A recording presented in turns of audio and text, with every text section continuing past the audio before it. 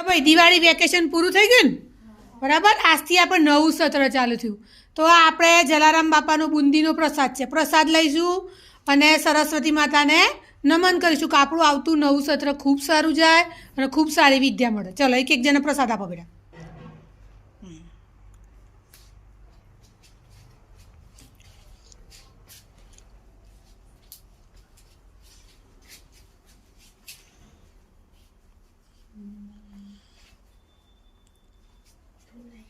જો ભાઈ હવે કોઈએ ગેરહાજર નહીં રહેવાનું હા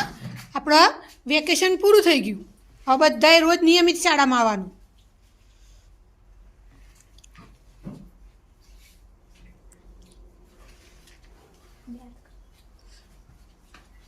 નીચે એક પણ દાણો ના વેરાય હો બેટા પ્રસાદ છે એટલે